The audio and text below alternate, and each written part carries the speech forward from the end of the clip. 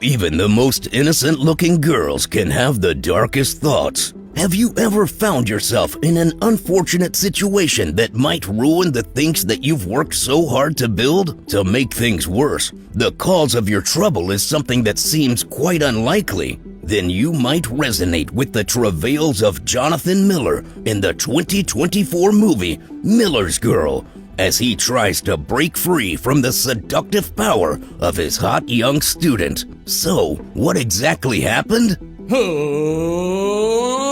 Let's get ready to recap! High school English teacher Jonathan Miller never had to worry about getting involved with his students until he meets innocent-looking 18-year-old Cairo Sweets. The two connect over their love for writing, and soon things take an intense turn.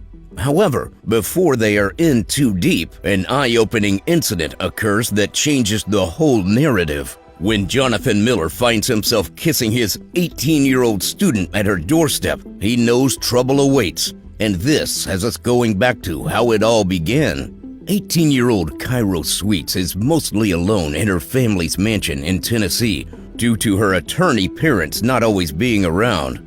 Her love for books and writing is what mostly keeps her company. Being in her final year of high school, she decides to take the class of Jonathan Miller, a man she looks up to as a father figure, but also secretly admires. The English teacher and retired author becomes acquainted with Cairo when she impresses him with her knowledge of the books they are to review for the semester. She further intrigues him when he finds out that she has read one of his books after looking through the books she left on her desk. But Cairo doesn't return in time, and he decides to raise the conversation later. In Miller's home, his emotionally unavailable wife and successful author Beatrice is working on her laptop. He tries to raise a conversation about a student reading one of his previous works, but she doesn't seem too intrigued by the conversation, and she gets distracted by a call. Then he steers the conversation to a lighter subject, and it seems like he would get lucky that night. But another call ruins the whole affair, leaving him frustrated. The next day, while venting about his uneventful weekend to Boris, Jonathan sees Cairo walking out of the woods, dressed in her short skirt and knee-high socks.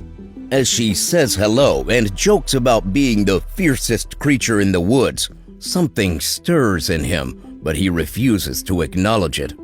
In the locker room, Winnie, Cairo's friend, intentionally drops her property to gain Boris's attention. The gym teacher, knowing full well her intentions, approaches her with a straight face and asks if she needs any help, making it clear that he has no intention of falling into her trap. In Cairo's home, Winnie watches her best friend ponder over what to write for her college essay titled "The Greatest Achievement to Date." Due to the competitiveness of Yale, Cairo is under pressure to write an outstanding essay, but she cannot find anything worthy to write about. Winnie then makes a very thought-provoking suggestion. She encourages Cairo to pursue having a relationship with Miller, since they both share intellectual connections, and use her experience as an inspiration for the essay. She also mentions that she'll be doing the same with Boris, so Cairo won't be alone. Despite knowing full well the likely consequences, Cairo is intrigued by the idea, especially when Winnie hints that the English teacher might be open to the idea, and she decides to pursue it. With this plan in mind, Cairo finds it harder to concentrate in Miller's class. She spends her day imagining the both of them having intense romantic moments. These thoughts continue to fuel her desires, but she doesn't know how to approach the subject. However, her chance came soon enough. That day, Miller approaches her and asks her to come to his office when the class is over. She's excited, but tries to act calm. But before she gets to his office, Boris visits Miller, has a quick chat with him, and gets invited for dinner. As Boris leaves, he does a cute dance, and this is what the English teacher is trying to imitate when Cairo walks in. The cute dance serves as an icebreaker, as it makes their conversations easy. they discuss the beauty of Cairo's friendship with Winnie and also her living conditions. However, their conversations become deeper when it is regarding an essay she put up. The teacher talks about how impressed he is with her writing. He even tells her that he committed the whole thing to memory, which makes her very happy. He then tells her he would like her to write a short story using the style of her favorite author. She informs him that the author is Henry Miller, an author renowned for his provocative style. Although the teacher is wary of her choice, he urges her to go on with the work, even promising to waive her midterm exam if she completes the task. Before she leaves, she equally praises his work and also quotes part of it. This gets to Jonathan, and he asks them to meet over the weekend for further discussions, oblivious to the fact that he just opened the doors to a looming disaster. At a restaurant that night, Boris dines with Miller and his wife. Winnie turns out to be the waitress, and she greets her teachers excitedly. This sparks curiosity from Miller's wife. She begins to ask questions about the students interested in his work and later resorts to criticizing his work and undermining his ambitions. This angers the writer, but he keeps his thoughts to himself. That weekend, Cairo and Jonathan meet up and have more discussions related to their literary abilities. They listen to a poetry recitation and share a cigarette, which is an indication of their bond strengthening. Trying to leverage the vibe from their weekend interactions, Cairo dresses in a provocative outfit to school and brings drinks to Miller and his friend. Boris is not too pleased with Cairo, but she ignores his scolding and focuses on Jonathan. Boris becomes suspicious when he sees their relaxed form of interaction, but he is afraid to voice his thoughts. While Miller was playfully interacting with Cairo, he was also hoping things would become better at home. That's when he gets a message from his wife suggesting a weekend getaway. He gets super excited. He doesn't even pay attention to Cairo, who is describing what her short story entails, and when she asks for his thoughts, he absent-mindedly approves it. However, Miller and his wife's getaway plans keep getting delayed by Beatrice's friend. While waiting, the teacher hears a strange phone in his bag. It turns out to be Cairo's. The phone had accidentally gotten in the bag during their earlier discussion. When it became evident that there would be no getaway, he resolved to return the phone personally, as Cairo suggested. What happened next is unbelievable.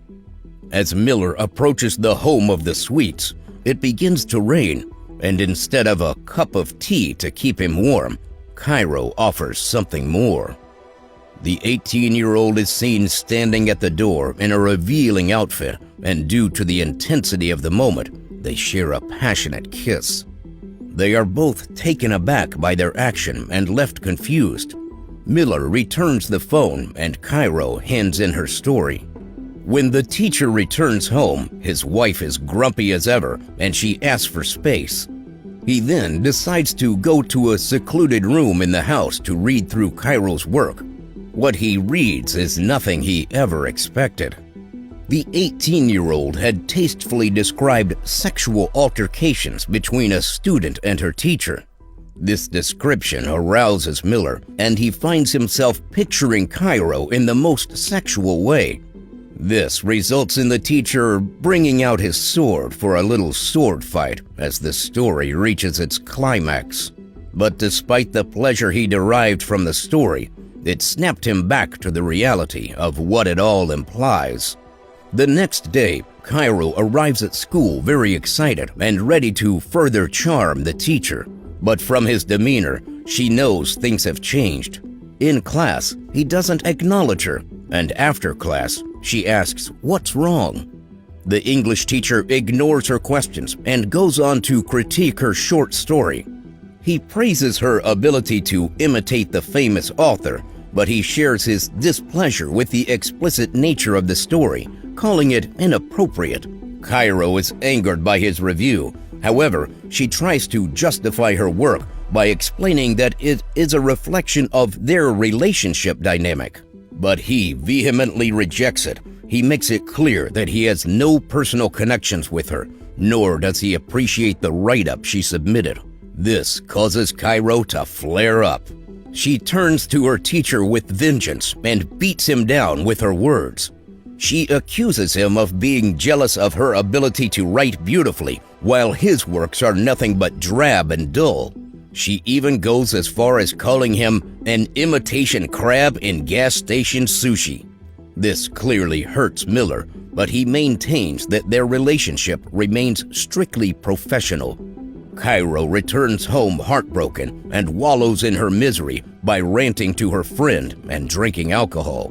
Miller is also disturbed as he explains to his wife what happened with Cairo while leaving out details of their shared kiss and other intense moments they've had.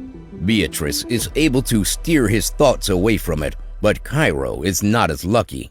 Her anger grows and she decides to escalate the situation. She sends her short story to the school's vice principal, Joyce Manor, hinting that it's the relationship dynamic between her and the English teacher. This sparks a fierce investigation where individual parties are interrogated. In the end, the school suspends Jonathan Miller because he is the adult in the situation and ought to take full responsibility. Miller finds himself with no friends as Boris is greatly disappointed by his actions. On getting home, he explains the situation to his wife, knowing fully well it would have severe repercussions. They both discuss the dynamics of their relationship, and Beatrice hints at divorce. For Cairo, Winnie begs her to drop the charges against Miller now that she has gotten a good inspiration for her essay. But the sweet-looking 18-year-old declines, saying she can't ruin the story.